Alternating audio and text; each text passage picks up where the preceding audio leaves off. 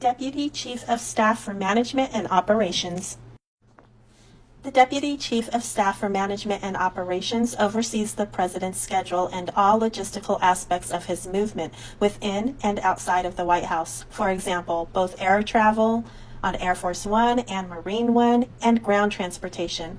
This deputy also interfaces directly with the Secret Service as well as the military offices tasked with keeping the President and his family safe. In the past, this deputy has also worked with the NSC, the Secretary of Defense, the Secretary of State, and the intelligence community, and on advancing all foreign trips. If their roles are separated from that of the policy deputy, this deputy should have a strong grasp of international affairs and robust foreign policy credentials. This deputy further manages all facets of the working White House: technology, grounds management, support staff, personnel administration, and communications. This individual therefore needs to be meticulous and ideally should possess a great deal of command and control experience. Deputy Chief of Staff for Policy. In some administrations, the functions of the IGA, OPA, and OPL, and other advisors within the White House office have fallen under the Deputy Chief of Staff for Policy.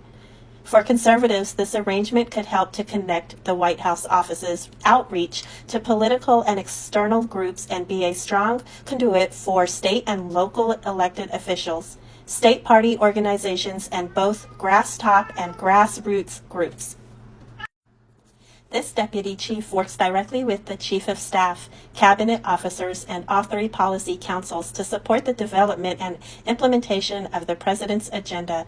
This deputy chief should therefore have impressive policy credentials in the realms of economic, domestic, and social affairs. Senior advisors. Presidents have surrounded themselves with senior advisors whose experience and interests are not necessarily neatly defined. In recent administrations, senior advisors have been appointed to offer broad guidance on political matters and communications issues. Others have acted as Caesars for specific projects or policy areas. The most powerful senior advisors frequently have had a long personal relationship with the President and often have spent a significant amount of time with him within and outside of the White House. They have been asked not only to provide guidance on a variety of policy issues, but also to offer instruction on communicating with the American people and the media. In a number of administrations, new offices or councils have been created to support senior advisors. For the most part, their functions have been duplicative or overlapping, as a result of which these offices have tended to be short-lived. Even so, senior advisors should be provided the staff and resources that their portfolios require. To ensure that senior advisors are effective, their portfolios must be clearly delineated and clearly communicated across the White House. This, too, is responsibility of the Chief of Staff. Office of White House Counsel. The Office of White House Counsel provides legal guidance to the President and elements of the EOP on a host of issues, including presidential powers and privileges, ethics, compliance, review of clemency applications, and judicial nominations. The selection of White House counsel is one of the most important decisions an incoming president will make. The office is not designed to create or advance policies on its own initiative, nor should it do so. Rather, it is dedicated to guiding the President and his reports on how, within the bounds of the law, to pursue and realize the President's agenda. While the White House counsel does not serve as the President's personal attorney in non-official matters, it is almost impossible to delineate exactly where an issue is strictly personal and has no bearing on the President's official function. The White House counsel needs to be deeply committed both to the President's agenda and to affording the President proactive counsel and zealous representation.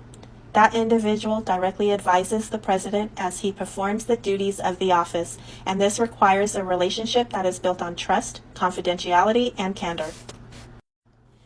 The Office of the White House Counsel is also responsible for ensuring that each component of the White House adheres to all applicable legal and ethical guidelines which often requires ongoing training and monitoring to ensure compliance. This means ensuring that White House staff regularly consult with office attorneys on required financial disclosures, received gifts, potential conflicts of interest, and other ethical concerns. The Office of the White House Counsel is the first line of defense for the EOP. Its staff must take seriously the duty to protect the powers and privileges of the President from encroachments by Congress, the judiciary, and the administrative components of departments and agencies. In addition to the White House Counsel, the office includes deputies, assistants, associates, and legal support staff. The assistant and the associate attorneys are often specialists in particular areas of the law and offer guidance to the EOP on issues related to national security, criminal law, environmental law, and a host of administrative and regulatory matters. Attorneys working in the Office of White House Counsel serve as legal advisors to the White House policy operation by reviewing executive orders, agency regulations, and other policy-related functions.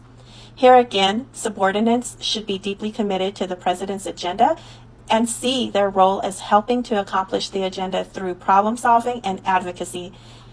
They should not erect roadblocks out of an abundance of caution.